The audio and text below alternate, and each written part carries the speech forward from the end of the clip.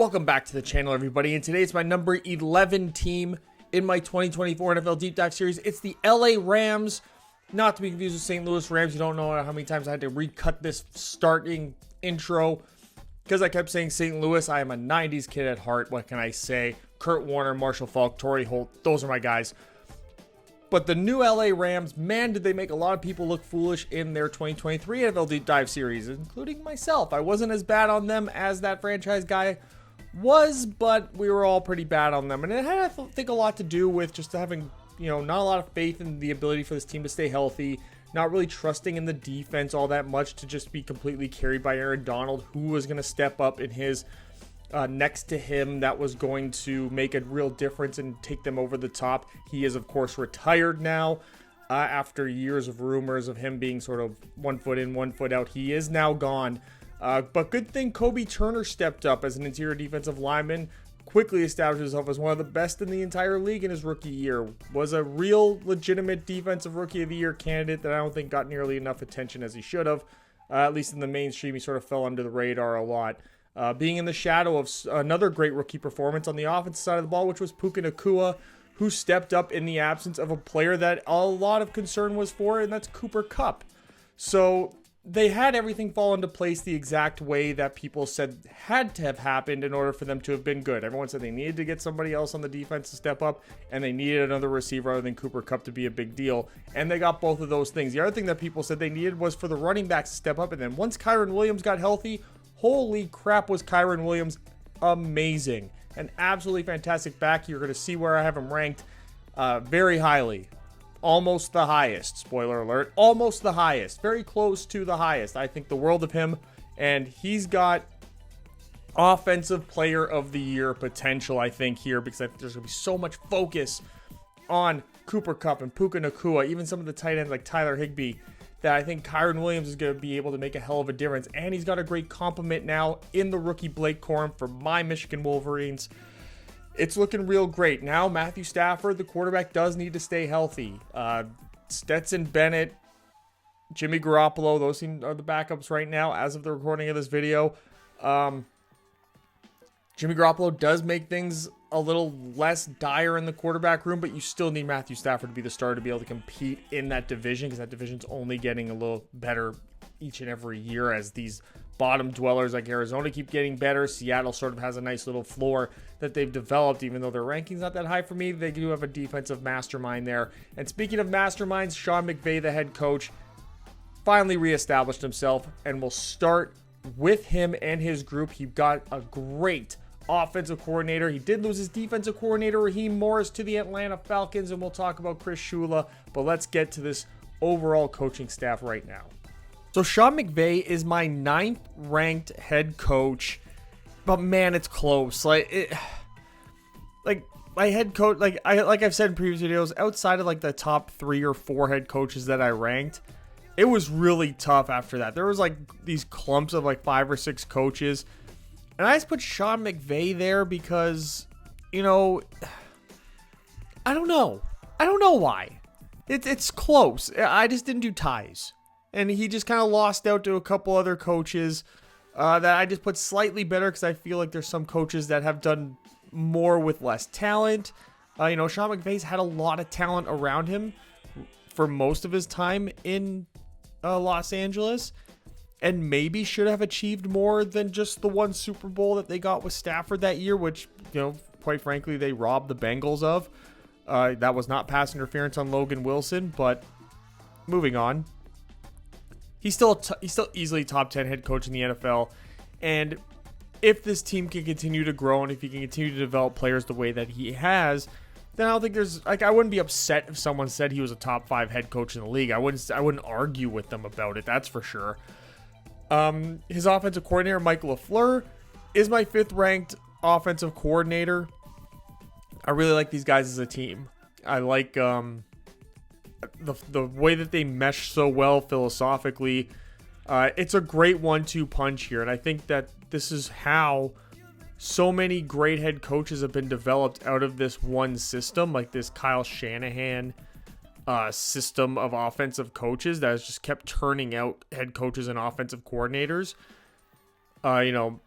Matt LaFleur, the head coach of the Packers, who's Mike's brother, by this time next year, Mike LaFleur might be a head coach as well. He is part of that upper tier of offensive coordinators that seemingly get extensive amount of interviews every single year. And I just like that there's that cohesion between them. So it does allow Sean McVay to kind of take a step back a bit and be more CEO style, because his system is so ingrained with LaFleur and there's not a whole lot of philosophical difference, if any at all. So the continuity of what McVay wants, he can sort of, again, be more of a CEO role and maybe pay more attention to what's going on in the defense, because he does have Chris Shula now as his defensive coordinator, replacing Raheem Morris. And Shula's going to be my 27th ranked defensive coordinator. Now, it's just because it's difficult to rank new coordinators when they enter their situations. And he also is being put into a situation that is very undesirable, I would say. There isn't a lot of talent on this defense. He is familiar with the defense. He's part of Raheem Morris's coaching tree. He's been with the Rams since 2017. Linebackers coaches, pass game coordinator and defensive backs. He's a pass rush coordinator. So he's worn a lot of different hats with the Rams. So that is very, it creates a lot of optimism for me, for him to be a part of this. And, him being with Sean McVay, he kind of knows what Sean McVay expects. It's just a matter of him applying this now in this much more, this increased role that he now has as a part of this coaching staff. So watching again, but I do like, they're tied for 10th overall here as a coaching staff, because Sean McVay's done a great job of maintaining the continuity here amongst his staff. He's got Chase Blackburn as the special teams coordinator as well. You got Sean Desai, who's the senior defensive assistant and associate head coach. He's coming over, I believe, from the Eagles. He was the Eagles defensive coordinator last year. He didn't do great in replacement of Jonathan Gannon, which is why he was one and done. But he does have the experience, and I think being a head coach's associate is good for Chris Shula, and it's good to have somebody with that experience, even though he didn't see a lot of success, as somebody to sort of lean on it's always good to have somebody with that type of experience. And this is not a coaching staff that's riddled with experience. They got a defensive line coach that's in his second year. Their outside linebackers coach who's had 1 year of experience.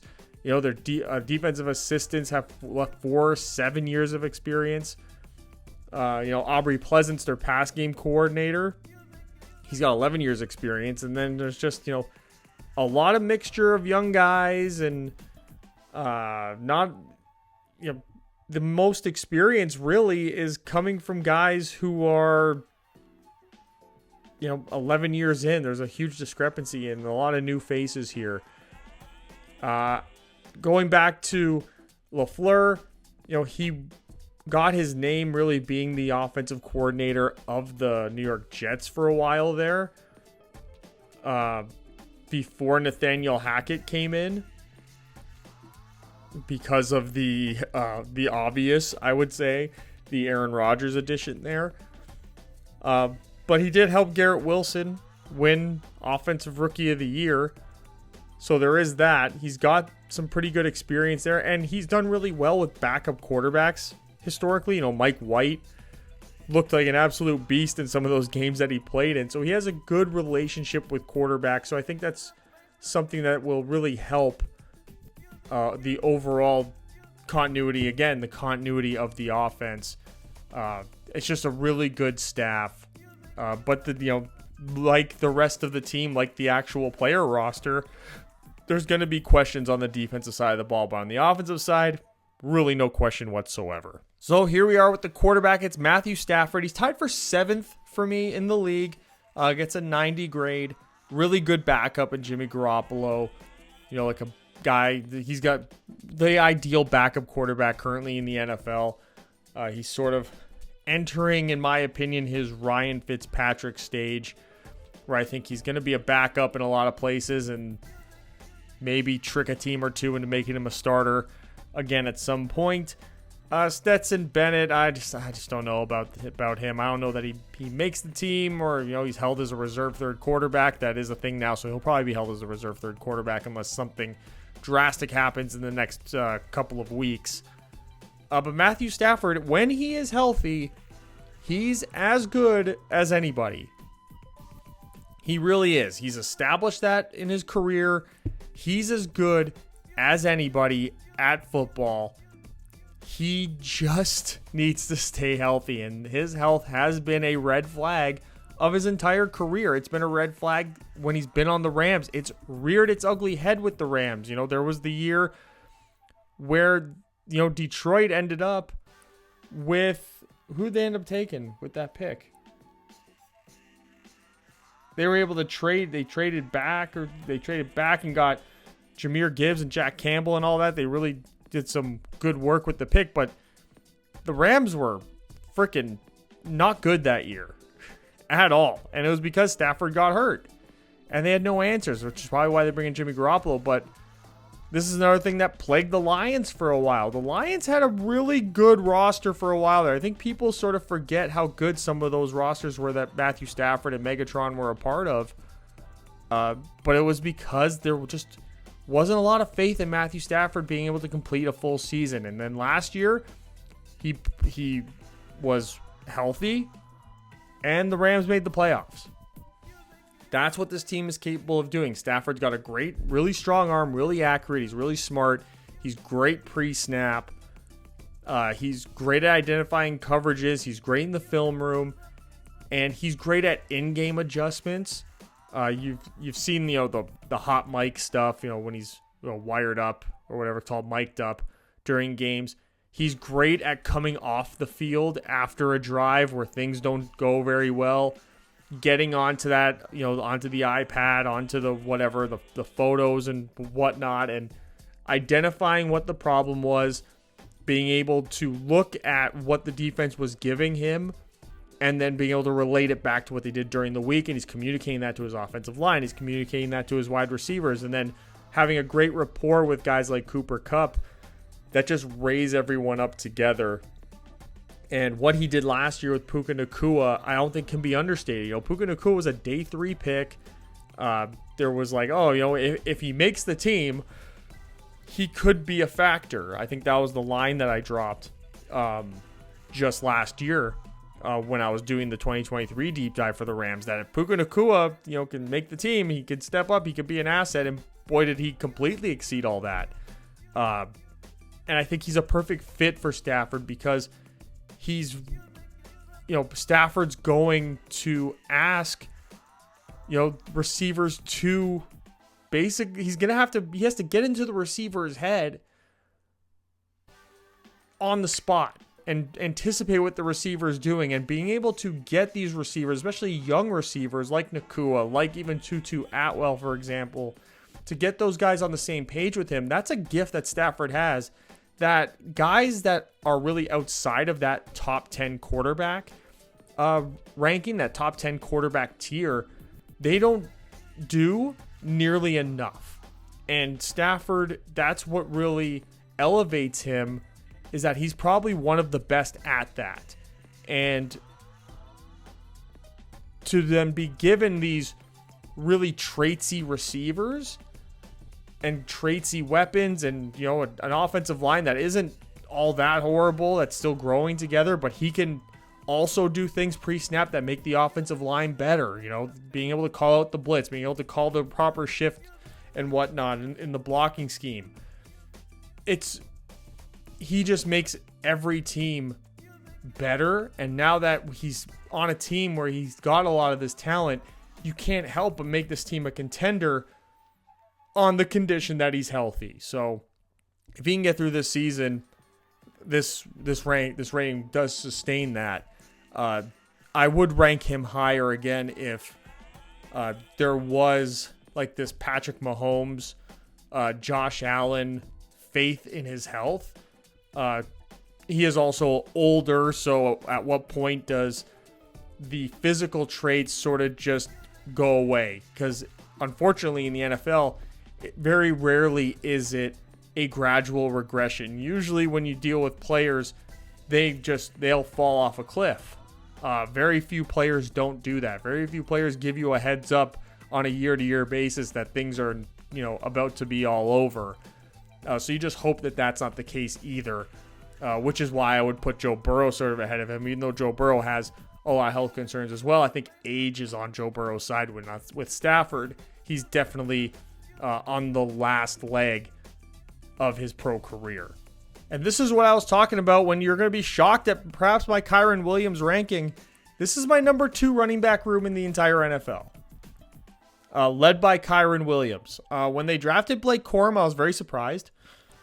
It said a lot about what their goals are and how they maybe aren't going to just run Kyren Williams into the ground, even though last year he showed so much, especially in that second half of the season, where he was automatic, big plays, touchdowns, it was great to watch. He truly did look like one of the top backs in the NFL. For them to add Blake Corum in the draft, that's a great compliment to have, because you also don't want to get stuck. I guess, again, kind of like other players on this team, unfortunately, Kyren Williams sort of gone through his early pro career, his young pro career, with that, that hospital sign next to his name. Boston Scott is another guy they brought in. He's a little shifty guy. As a Giants fan, I'm so glad he's gone from the Eagles. He's the Giants killer. And then they even got Ronnie Rivers. So they got some really serviceable guys for this first and second down true running back role. And then even when you get to the receiving threats, Kyren Williams is my 11th ranked receiving back in the league. He was just really great at that role too. It just, you want a bigger sample size from him in that sense. But his contributions in the receiving game were still really great. And Blake Corum and Ronnie Rivers and Boston Scott are really good backups in that role. So, I would anticipate Blake Corum being the second most snaps out there. But this is a really well put together running back room here. Unfortunately, Zach Evans, the Ole Miss running back of years past, probably is the one who's not going to make the team here, just because he's the worst at everything of everyone, and carrying 4 running backs probably will be the end game here if it's not already by the time this video comes out. But you get, and Kyren Williams and Blake Corum, you're getting a great 1-2 punch. Blake Corum can come in and he's capable, in my opinion, of being like a workhorse style running back. When he was coming into the league, maybe his size works a little bit against him, but a guy like him on a rookie deal, he could have easily been drafted by a team like Dallas and been an easy runaway starter. He could have been drafted by a team like the Giants and been an easy runaway starter. So many other teams, the Raiders would have been another one where he just would have been for sure guaranteed starter. And then the Rams picked him up, and they're definitely picked him up with plans to use him. I think they'll use him a lot in second, I would say you get Kyren Williams, will probably carry a bulk of the load. But, I could see Blake Corum coming in, and getting 10 touches in a game, especially early on in the season. I don't think that's too far out of the question, because he can do it in multiple aspects as well. He's not like Kyren Williams, who's going to be, particularly for a running back, a pretty decent route runner with some pretty good hands. Blake Corum's going to be somebody you're going to want to get out in space and have him use his size to his advantage and sort of disappear behind blocks and screen in the screen game and everything. So he could be a real factor in that aspect as well. He's probably one of, I'd say him and AJ Dillon are up there as some of the best backups in the entire league. And to have a running back ahead of him like Kyren Williams, who, again, I think he could have Offensive Player of the Year level production, just because there's only so many guys the defense can focus on. And I think that the priority of a lot of defenses this year are going to be in the passing game against Stafford and the two receivers, Nakua and Kupp, which is going to open up a huge opportunity for Kyren Williams, especially if they get out there, they spread everyone out, with Tutu Atwell as well, Demarcus Robinson out there. Any combination of these other guys, Jordan Whittington is another one who had a really good preseason game. He looks like he could potentially be a guy who can make the team as well. They can spread all these guys out, and then Kyren Williams has all this space to work with on like those inside zone games when you spread them out or that type of a thing. So this is going to be, he could end up being the true star of this offense despite not being the biggest name, and I'm really banking on that almost being the case. If you're looking for a sneaky guy to put money on your local betting site, on your FanDuel account for Offensive Player of the Year, Kyren Williams, I'm telling you right now, is that guy. Going on to the weapons now, well, with the wide receivers room, this is the 4th ranked wide receiver room for me. Cooper Kupp, Puka Nacua, probably the best 1-2 punch in the entire league. There's DJ Moore and Keenan Allen are up there. Deebo Samuel and Brandon Ayuk for now. As of this video, Ayuk isn't traded to Pittsburgh yet. But Tutu Atwell really came into his own last year. They really found a good role for him in this offense, and he did really, really well for himself. And, Puka Nacua, we talked about him a lot already. Just, being a sponge of information from Cooper Kupp and Matthew Stafford and Sean McVay, it's going to be, you're looking at a guy to take an even further step forward, and that's going to help out Cooper Kupp as well, who, I feel like this is a pattern, injury concerns for Cooper Kupp. So taking some of that load off of Cooper Kupp and being able for Nacua to put it onto his shoulders, even a guy like Tutu Atwell being able to do that, I think is also going to help Cooper Kupp have more longevity throughout a season. You at least hope you're going to be able to put Cooper Kupp into less dire situations where he's opening himself up to have that injury bug hit him again. I think, you can put Nacua and you can put Tutu Atwell in those situations relatively comfortably now. Even Demarcus Robinson gets a good grade for me. Tyler Johnson is another guy. Jordan Whittington, again, I can't just go off of one preseason game here. But if that preseason game is any sign of what he could be, they might have gotten another steal at wide receiver here, because let's just go through what he did in this preseason game. I got the stats here somewhere. And yes, keep in mind he was doing this against, backups and everything. It is just preseason. But he had 6 catches for 74 yards. He looked really sharp out there. He was able to create separation. He looked really, really good out there. And I think that at this point, Xavier Smith is the one who I sort of look at and I go, maybe he doesn't make it. Maybe it's Tyler Johnson. But I think Jordan Whittington comes in and he's maybe sitting there as wide receiver 5 at the beginning of the year. And then as he gets worked in, he could do something. He really could. I wouldn't count him out, despite my grade. We'll see how the rest of the preseason goes for him. But so far, flying colors for Jordan Whittington. But he is, again, he's stuck in a really stacked wide receiver room if this room stays healthy. And I think that, unfortunately, that's the theme of this team. There's the caveat, the asterisk of if they stay healthy. Great depth, though. Even if they were to lose Cooper Kupp for a couple of weeks, they'd still fall in like the upper half of the league because Nacua and Atwell and Demarcus Robinson, as a 3-man receiver room, would still not wouldn't rank low by any means.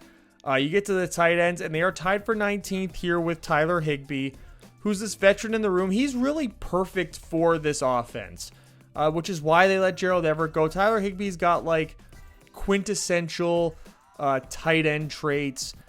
Davis Allen is a good receiving threat behind him. Colby Parkinson is Hunter Long is just, some scraps they picked up in the Jalen Ramsey trade. Never really worked out for Hunter Long, unfortunately. coming into the league. Came in and to the Dolphins and was stuck behind Gesicki, and then never broke through as the starter when Gesicki was gone, and then came here and was stuck behind Higbee and Parkinson and Allen, and was Everett there?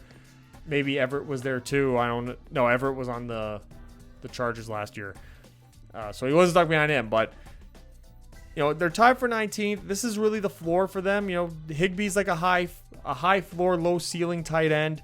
He's one of those annoying tight ends where if you're a fantasy player and you're playing against him, and you're out there and you're up by 5, and he's the tight end, and you're just don't get 5 points. He's the tight end that'll go out there, have 1 catch for 1 yard and a touchdown, and you lose your fantasy week, and he's spiking the ball in the end zone. And he's unfortunately also the tight end where if you need him to get 2 points on Monday Night Football, and he'll get 1 catch for 8 yards and you lose your game. So there is that give and take here with Tyler Higbee in terms of his statistical output. But when I say like a high floor, low ceiling, I'm talking about more than just what he can put out onto the stat sheet. His production as being that true like all-purpose 3-down tight end does warrant his position in this offense of being like that every down tight end, and their ability to maneuver him and use him in so many different ways, despite not having like that George Kittle, Travis Kelce, Mark Andrews, TJ Hawkinson upside. There's just a lot that they can do with him, and he's designed perfectly for this offense, which is why McVay, number one, paid him and continues to keep him around despite maybe being able to get more upside. He's gone in and settled with a guy who fits the system perfectly. This is one of those situations where the system really fits with Tyler Higbee. He's really perfect for this team and this offense and what McVay likes to run, and in turn what offensive coordinator Mike LaFleur is going to want to run. So, and he complements this receiver group really well, because you've basically turned him into a 4th option at best in this passing game, which is a great spot for him to be in, because he's not going to get a lot of great man coverage from the defense. Those guys are going to be dedicated to these other receivers out here, and then even to Kyren Williams. So that's also going to open up some opportunities for Tyler Higbee to every now and then have those real big games where he's just killing a defense because they over-prepared for this tremendous wide receiver room, and Higbee was just game planned in a way where he was just destroying a defense and they were unable to make up for it. So there's going to be a lot of that happening as well. I do think that Kupp's overall production will probably not be as high as people are used to, even if he does stay for a full healthy season. He's not going to be the quasi NFL record breaking caliber wide receiver. I don't think that's his role anymore, and I think that's a good thing. I think that shows a lot of growth in this offense, because I do think Cooper Kupp does have a lot of high-end wide receiver 1 abilities, but them not being a true demand for them to be productive in this offense at a high level is just, I think, says wonders about what they've been able to do with the young players around them, Nakua and Atwell in particular. Moving on to the offensive line, and they are 21st in pass blocking. You can see from the grades here, it's very average. There's no big time, superstar pass blocker in this group. But when Jonah Jackson's your worst pass blocker, I think you're doing okay for yourself.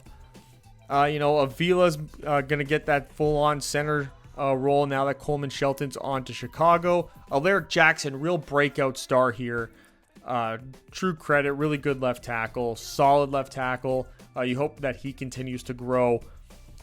Former Iowa man there. Kevin Dotson, an absolute fleecing, as the kids say, of the Pittsburgh Steelers when they acquired him in a trade. Pass blocking is not what he does best by any means, but still a really good guard to have. You hope Avila can, make up for some of his size issues throughout the year. And then Rob Havenstein, he's always just been like this solid tackle for the Rams since, he burst onto the scene, feels like forever ago. But he's been a real mainstay on this team and done a great job as a right tackle. One of the better ones overall in the league. You look at some of the depth here in the offensive line. They did draft KT Levinston and Bo Limmer. Bo Limmer's like a backup interior lineman. Joe Noteboom is a guy they were hoping would be their left tackle when Andrew Whitworth retired. Didn't work out that way.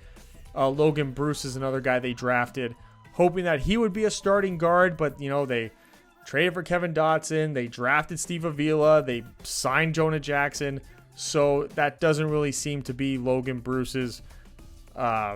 Doesn't look like Logan Bruce has much of a role anymore on this team after being here for 2 years, I believe now, especially when they add Leviston and Limmer, who are basically brought in to be competition for him for a lot of the roles that he would have to take on. You move on to the run blocking, and they are tied for 11th here because they do have, and it's mostly based upon what they got going on there on the right side of the offensive line, definitely, because you see the left side, it's not very good with Jackson and Allaire, with the two Jacksons there. Steve Avila really needs to prove himself in the run game, really work on that power. But Dotson and Havenstein, that right side of the line, is as good, if not the best right side, best single side of an offensive line for run blocking in the entire league. Really runs the overall grade up and their overall ranking up. And you hope that, Avila, who's still very young, he can develop into something this year, can click for him. Alaric Jackson, not a lot of pressure there. Hopefully he can continue to develop. He has shown really good progression every single year, so no reason to believe he wouldn't be able to do the same with his run blocking ability. And then Jonah Jackson, veteran, you're hoping that he can, be at least a smart contributor in the running game, help out. But Dotson and Havenstein are the real stars here. And so a lot of the plays are going to go to the right side, and you'll have Dotson, pulling maybe a little bit, runs to the left. But I think a lot of the work on this run game is going to happen to the right side. In terms of depth, this is where Bo Limmer really steps up here. So you look at Limmer, who they did draft out of Arkansas. You have Jackson, who you brought in free agency. You have Avila, and you have Limmer. If Bo Limmer can develop into a comparable pass blocker in comparison to a Jonah Jackson or a Steve Avila, then his ability in the run game, which is better than both of them, does become very appealing. Does it become something where they look at it being a raise in the upside? Now, this is going to be a great running team. I don't think a lot of people are really anticipating that.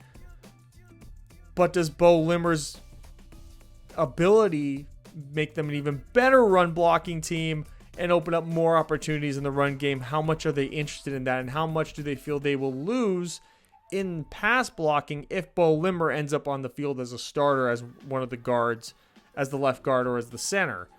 I think that that's going to be something they're going to have to work out. But I do think that because the value is going to be on the pass blocking, and because the pass blocking of Jackson and Avila are better coming in than Bo Limmer, I think they'll put the emphasis on that and focus on the passing game a lot more, because that is what the league is. And I think that they'll execute a lot more of the play action game to help make up for the deficiencies they might have in some of the pass blocking. But you look at, talk about the pass blocking, like, it's bad, they are 21st, but you look at, how similar all these grades are, 75, 73, 72, 71. That does have that does tell you about, again, a higher floor here, because they don't really have a quote weak link. So, Kevin Dotson, who had that breakout year, he can continue to get better. Steve Avila, you'll think for sure is going to get better. Alaric Jackson, you'd have to think is going to get better. So this will help rise everything up, and because they're going to have such a spoiling of goods out there, it is going to make this offensive line's job a lot easier, especially in the passing game. In the run game, it'll probably be a little bit more complicated, but they do have, good complements in blocking tight ends. They have good complements in blocking receivers, decent ones at least. So you do worry about some of the depth here. AJ Arcuri and Bo Limmer seem to be the ones that have like the front, or the front runners. I think Logan Bruce can also be included in there as well. So you're looking at, Joe Noteboom, you're looking at Warren McClendon to, fill out the rest of the depth of this offensive line. KT Leviston, you're looking for that, maybe the rookies and one that does it. But you're sort of, again, like you found in Kyron Williams, like you found in Puka Nacua. You're looking like you found in Alaric Jackson, even Kevin Dotson. Who is the next guy on this team? You're hoping it comes on the offensive line that's going to step up and be that next wow factor for your team. So I think that person does exist. They've thrown a lot of assets at this offensive line. Not a lot of high-end assets, admittedly. I think Steve Avila is the highest drafted one out of everybody. They did bring in Jackson in a free agency signing, but not exactly one that blows the world away. So who's going to be that guy? And I think that Bo Limmer is the one right now sitting there that is the most likely to be that. So just running through the positional summary, the wide receiver and tight end blocking does get a B. The wide receivers are really good blockers. Tyler Higbee's, a good versatile blocking tight end. But to me, the run game is going to be the real underrated star here. But, the passing game, the depth that you see here with the tight ends and the wide receivers, the depth aspect of it gives me a lot of optimism. You lose the optimism on the offensive line depth. But, again, like I said, it's a developing offensive line in terms of that, even with some of the starters. So there is a lot of upside there and a lot of growth potential for that group. So overall, this is my 7th ranked offense in the NFL. Their passing game is tied for 11th, and that does mostly come from the offensive line. The offensive line does kind of lower the overall capabilities that I foresee for this passing offense. But as they continue to grow, there's no reason they can't get themselves well into the top 10, if not the top 5. Their rushing offense, though, I think is extremely underrated. They're my 6th ranked rushing offense. I think that's going to be a real bread and butter aspect of this team, especially with the assets they now have at the running back position. Now let's move on to the defensive side of the ball, and we'll start with the edge room, and they are tied for 26th coming out. The rookie Jared Verse, first round pick, he's your number one guy. They got Byron Young, who they picked up last year. They got some good depth, I will say. There's going to be a lot of competition for that second linebacker, outside linebacker, edge role between Byron Young, Michael Heck, Nick Hampton, even the rookie Brennan Jackson. I think is going to be all mixed in there. Jared Verse is much more of a 4-3 defensive end. So how they're going to maneuver and change up this defense, again, Shula is part of that Raheem Morris tree. They did run a 3-4, even though that's kind of an antiquated style. That is where he comes from. So that's going to be a lot more of a stand-up role here in Jared Verse. I would say based upon his size and everything, I think he'd be better suited as he would have been better suited as a 4-3, but the roles have become so similar over the years that I think it could be an easy development for him. Byron Young surprised some people maybe, overperformed in some ways, but they didn't blow the world away by any aspect. There hasn't really been a great edge rusher on this team. They traded for Von Miller the Super Bowl year, but before that and after that, I'm not all the way sure. They need somebody to break out. I'm glad that they used that first round asset on Jared Verse. And as they get to the edge against the run, they are tied for 21st. Jared Verse gets a lot better there. Byron Young is their next best option, with Brennan Jackson sort of creeping up behind there. But it does look like they've established this being their 1-2 punch. 3 down caliber players. And then it's just about finding depth behind them. But I do expect these guys to get the most snaps. And again, they are so young. Byron Young, second-year player. Jared Verse, rookie. There is not... Nick Hampton, I think, was a rookie just last year. Brandon Jackson's a rookie this year. It's a developing, young, immature group. Then when you get to the interior, it looks a whole lot different without Aaron Donald. They are tied for 19th, though. Kobe Turner does carry this group here. Bobby Brown III steps in as that guy next to him. Braden Fisk was drafted in the second round. I believe it was the second round. Might have been the third round. It was day 2. Florida State player, blew people away at the combine with his athleticism. But it's a traitsy guy. I'm not 100% sold that he's going to be a star early. I was early on Kobe Turner. I'll pat myself on the back for that. But, that's a big but. I just liked him a lot more than I like Braden Fisk. I think Braden Fisk did what a lot of players do at the combine, which is really increase their draft hype higher than it probably should be based upon what they produced in college in comparison to other people. He was not particularly great in the run. They also got Tyler Davis from Clemson. I think I almost maybe as an overall player like him a little bit more than I like Fisk, to be honest. Because when you get to the run stuffers, Tyler Davis to me gets on the field. They're tied for 5th. Him and Kobe Turner, I think, could be a real dangerous 1-2 punch with Tyler Davis filling in at that nose tackle role. Bobby Brown is a really great player as well. I think in that base formation, Turner, Davis, and Brown could be the 3 guys that you see. Braden Fisk is really going to have to work on a lot in terms of his early down run stuffing ability. I think you'll see him on the field in passing situations. That's where you'll see him, if you see him at all, as sort of a substitution for Bobby Brown in particular. If they want to get a little bit smaller and a little bit faster, then it would be Kobe Turner and Braden Fisk with Verse and Byron Young as being that front 4 rushing. But I think the hype might be a little high on Braden Fisk.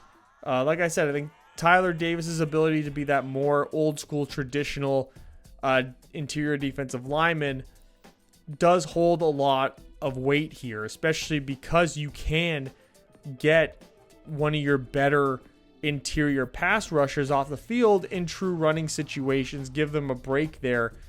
You're actually gaining stuff in terms of the run game, and he can continue to develop as like an interior pass rusher. You just really want him in these pass rushing situations, just eat up space anyway and open up opportunities for other guys who are much more athletic, who are a lot more faster, who got more pass rush moves in their tool belt. He can just be a space eater, just be a monster, just be a giant, and open up opportunities for Byron Young and Jared Verse to not catch double teams. And maybe that does make them a top 20 edge room in that scenario. But it's just such a young room that there's just a lot of, you got to have a lot of optimism that they're going to develop the way that Kobe Turner has in that first year. And, even though Aaron Donald wasn't all the way healthy all the time, you do wonder, now that Kobe Turner is not a secret anymore, does he come out in the second year with the same type of performance that he had in his first?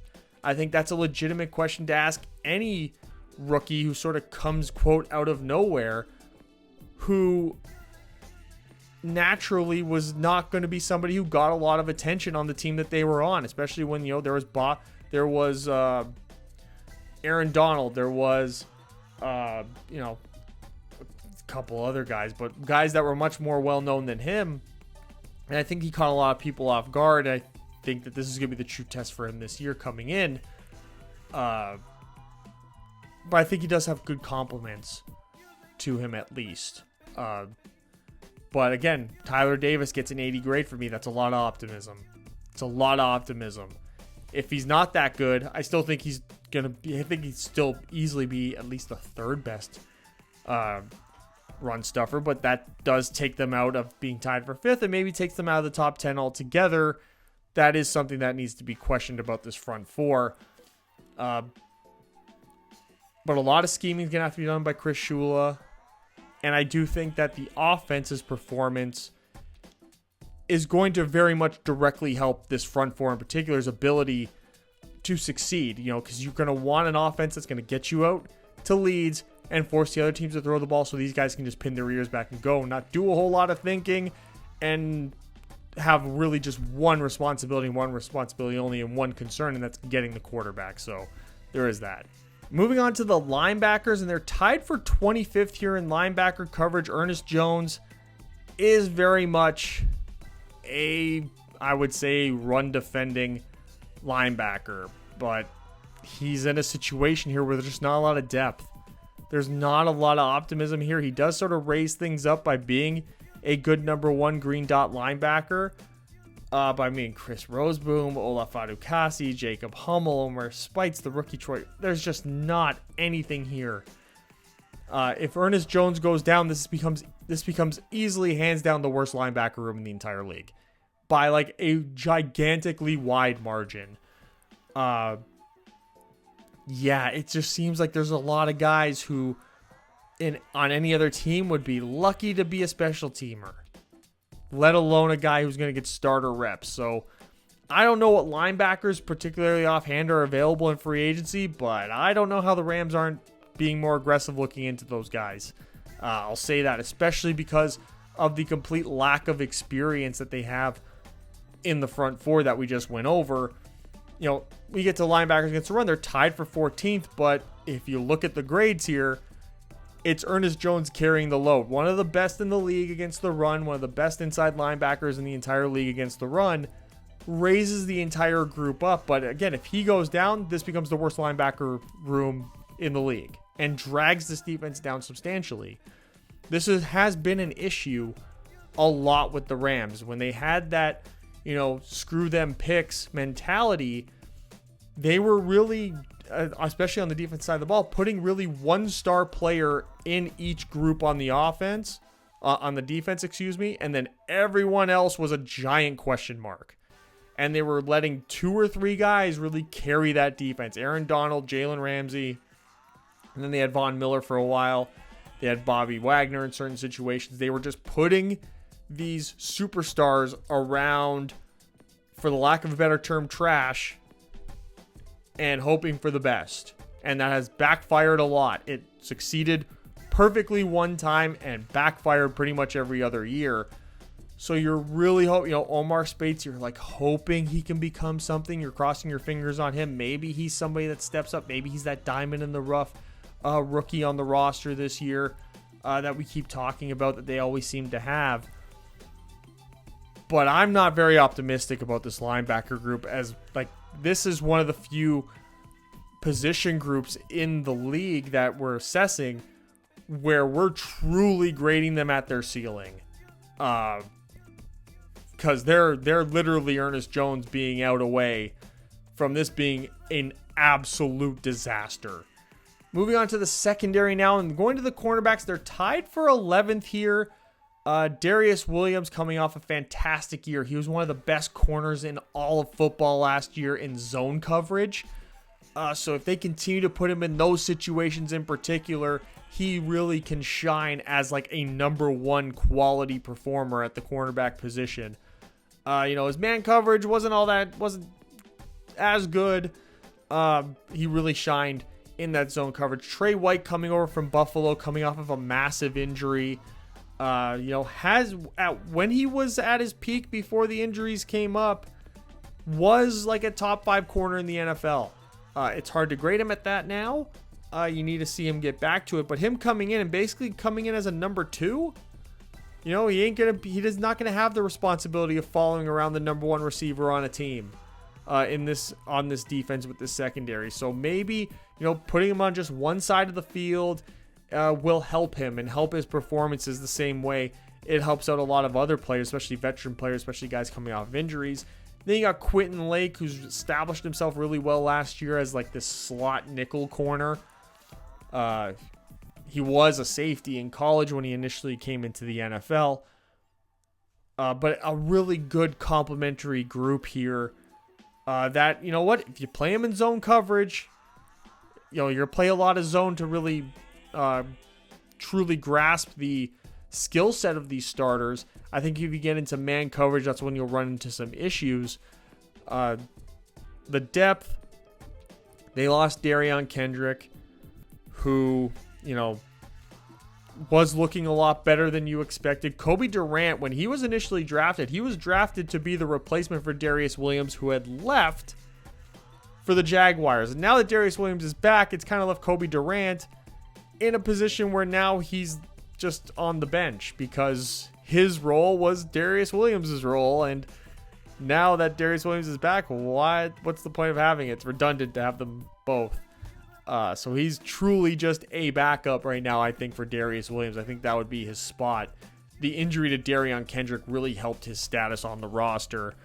And then just not a lot of proven commodities, in Tre'Davious Hodges-Tomlinson, Cameron McCutcheon, Sean Jolly, just not a lot of proven commodities here.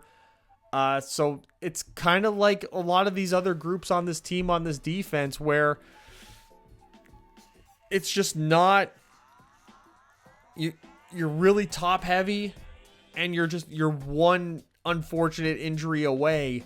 The Darion Kendrick injury on a lot of other teams wouldn't really matter all that much.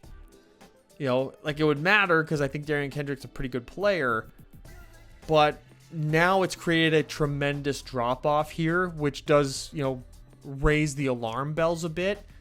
You get to the safety room, and they're tied for 28th in safety coverage. They brought in Cameron Curl, who for a while there was looking like a really great safety. And then, last year in freaking Washington, you don't really know what you're getting here. Cameron Kitchens comes in from the University of Miami. I didn't like what he did in his last year in college. I didn't like what he did in his workouts. He looked slow. He looked stiff. But the Rams took a real shot on a guy who had some late day one, early day two buzz for a while there in the draft community. But they're tied for 28th. And then you get into DB run support. They're 31st in the league for me there. Cameron Curl, maybe it was just the team that he was on. Maybe he can bounce back and raise this group up. But I just don't love the ceiling here, even if Cameron Curl sort of gets back to form. Back to like that peak Cam Curl performance. That would probably raise the safety coverage to like 23rd, 22nd. And then like DB run support to maybe like 27th, 26th. Which is not significant enough to make a true difference to the quality here. They're going to need Cameron Kitchens to really adapt to the pro game quickly. They're going to, in both aspects, because, Kenny Logan is going to be a decent third corner here as a backup, I guess. He can maybe compete for some starters reps with Cameron Kitchens in both aspects here. I think that's going to be more of a competition than maybe people think. I give Kitchen just a little bit of the edge over Logan in both run support and safety coverage. But I think that's, again, it's very much up in the air here. Just not a lot of optimism for the back end. Just not a very good group. And the cornerback room, I think, is going to do a lot of the heavy lifting. I think one of the big advantages the safety group is going to have, because the cornerback group, their specialty, what they're truly going to be good at is going to be in zone coverage, especially a guy like Darius Williams. You're going to want to take advantage of that. That is going to make Cameron Curl and Cameron Kitchens roles a lot more specifically carved out. They're not going to have to worry about adjusting all that much playing in the safety. It's going to be either you're coming down and playing the hook zone, or you're backing up and it's going to be in cover 2, or you're up in cover 4. That's really the safety responsibilities at that point. So it would simplify things to a degree. I think it specifically would play into the skill set of Cam Kitchens, who again looked very slow. So you don't want him running around trying to chase around running backs and tight ends, especially in their division. You got Noah Fant in their division, you got George Kittle in their division, and they got Trey McBride. Not guys that Cam Kitchens you're going to want running around in man coverage. Because Cam Curl's going to be the guy you're going to send back and play a deep third safety anyway in almost every situation.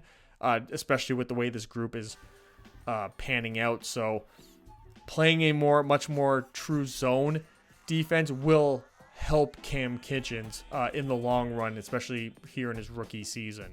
The cornerbacks against the run get a D grade. Uh, not a lot. It's this defense, man. This is what's really holding them back. We talked about it. We're talking about the coaches, from the defensive coordinator all the way through to the entire defensive roster. There's just a lot of questions here, to put it lightly. A lot of just close your eyes and hope for the best. So this is my 29th ranked defense in the league. 29th pass defense, dead last against the run. It's going to be take the over in the Rams games. That's all I got to say. You take the overs in the Rams games, and if Matthew Stafford gets hurt, money line against the Rams the whole way, because, their ceiling on how many points they're going to be able to score is going to go way down, and they're going to get just absolutely pelted with points for most of the year from the looks of it, especially with that key that in the front four still so young and still developing. It seems like they're a year behind of where you're hoping they would be to truly enter that safety net of a true contender with a great offense and at least a complementary defense. So it is my 11th ranked team, tied for 10th in coaching staff, 7th ranked offense, 29th defense, a team that will be held back by the defense for sure. Their offense is going to have to be near perfect all year round for them to be a true dominant top team in their conference and in their division, and being able to beat a team like the 49ers or the Lions or the Packers, even the Eagles, even the Cowboys, who I have ranked behind them. Those will be tough outs for them for sure. And there you have it. My number 11 team in my 2024 NFL Deep Dive Series, the LA Rams, the Los Angeles Rams. Make sure to like, comment, and subscribe. You've made it this far after all. And I will see you guys with the next video in the series that is appearing on either side of my head. I got a playlist there of all the videos in the series so far. So this may not even be the most recent one. If it's not the most recent one, it's right there. If it's not, that's going to be number 12, the Dallas Cowboys. Either way, you can subscribe at my chin, and I will see you guys with the next video next time.